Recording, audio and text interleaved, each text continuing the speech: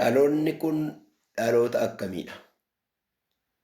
Kutaa jalqabaa dhaloonni kun dhaloota utuu hin sirreeffamin nama biraa sirreessuu barbaadudha. Nagaaf ayyaanni Waaqayyoo hunduma keessaniif haa baay'atu. Akkam jirtu? Ani obboleessi keessan Takkaallinyiin jedhama. Biyya alaas biyya keessas teessanii sagaleen kun isin bira kan ga'ee nagaan Waaqayyoo daddabalee baraaf jireenya keessan haa eebbisu.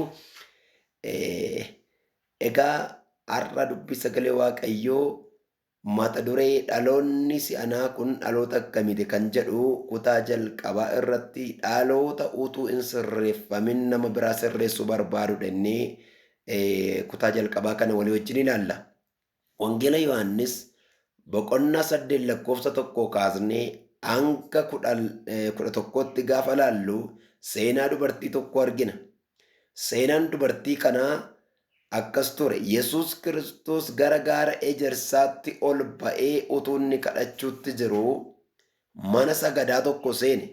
Mana sagadaa sana erga seene booddee Yesuus achi jiraasa dhaga'anii namoonni tuutaan hedduu ta'an gara isaa dhufan.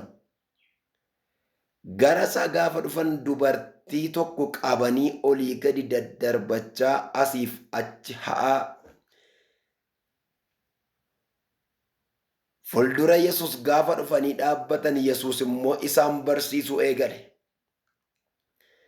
Yesuus Kiristoos utuu isaaniin barsiisaa jiruu gidduutti barsiisa waa finnee dhufne irradhan maal fiddanii dhuftan jennaan dubartii kana kunoo qabnee dhufne. Isheen hin ejjete turte ejjarratti qabamteedhan. Kanarratti Yesuus gad jedhee quba isaatiin lafatti barreesse. Ammas deebisanii lakki kun akka seera Museetti waan hin taanedha, wanta ta'uu hin qabne waan ta'eef. Nuti ishee finneerraa akka seera Museen nu barsiisetti immoo dubartiin kun ajjeefamuutitti jiraadhan. Yesuus sagalee gaafa ol kaasee isaanitti dubbatu namni cubbuu hin hojjenne isin keessa yoo jiraate dhagaadhaan rukutee ajjeesu. Asiif achi walii isaanii ilaalanii gaafa jedhan tokko tokkoon adeemanii Yesuus Kiristoosii fi dubartittii sana qofaatu iddoo sana dhaabbatee jira.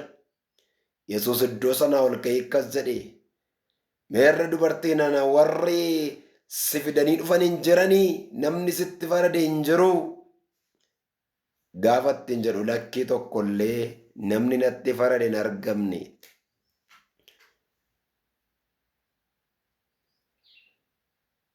Achumarraa kaasee ani sitti hin faradu jedheen Yesuus.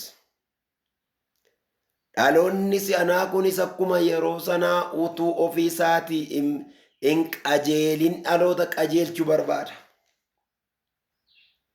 Warra utuu hin qajeelin utuu sirratin nama sirreessuuf olii gadi fiigan.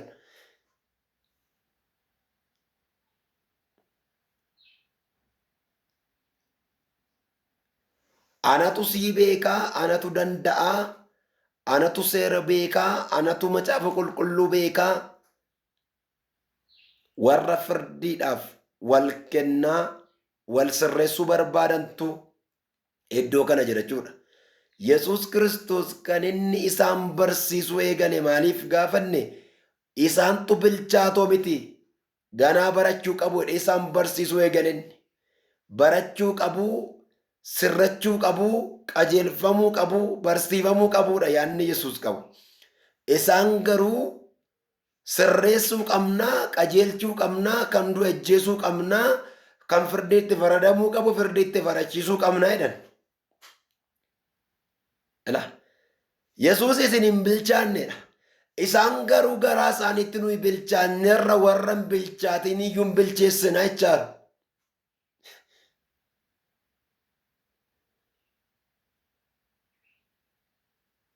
Har'as namni gaafa sirreessamaaf sirreeffamuu gaafadan sirreeffamuun barbaadu namni. Waldaa kiristaanaa keessatti ijoollee tol ka'ee waldaa bulchuu barbaada.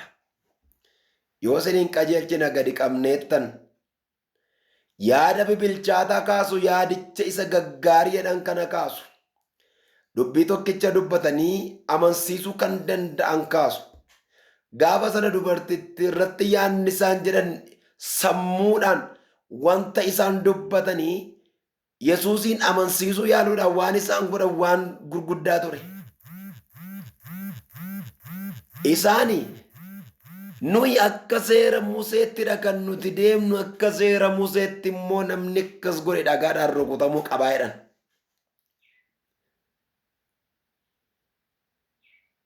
Yesuus immoo isa miti. Isa keessa isaanii jiru dubbisa jarri cubbamootadha.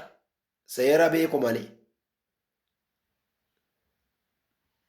Arras yoo gatteessisnee nama gorsuuf jenne lakki ijoollee dubbiin kun akkas miti itti ilaalaa hoo jennee macaafa qulqulluu keessaa luqqisii tokko qunxuranii fidanii maal isa kana jedhamu akkamittiin akkas ta'e. Nu gargaaru Waaqayyo. Utuu hin bilchaatin bilcheessuuf yaalu, utuu hin baratin barsiisuuf yaalu, utuu hin beekin beeksisuuf yaalu, gaafa dubbii tokko baratanii gadi ba'an, gaafa lallaba jabaa tokko dhaggeeffatanii gadi ba'an, kallattiidhumaan mandara keessa deemanii lallabeedhaan. Sanbata guddaa yoo lallaba dhaggeeffatanii gadi ba'ane dafinoo yookiin hojja duree immoo an kana barsiisuun qaba jedhu. Gaafa guyyaa lammaffaa keessan jiru, gaafa guyyaa sadaffaa isaanuusa keessan jiran, gaafa guyyaa itti aanu amma gaafa sanbanni deebi'ee dhufuutti isaanuu galmee isaanii galmee Yesuus keessan jiru. Dhaloota akkasii jira. Utuu hin bilchaatin bilcheessuuf yaaluun dhaloota si'anaa kan akkatti rakkisaadha. Gidiraatti dabarsiisa laachaa jira jechuudha. Dubbii sagalee Waaqayyoo kanaan akka isin eebbifamtan nan amana. Nagaan Waaqayyo isiniif haa baay'atu. Obboloota keessaniif qoodaa. Isaaniif isin barbaachisa. Utuu hin bilchaatin bilcheessuu yaaluun ajandaa Yesuus miti.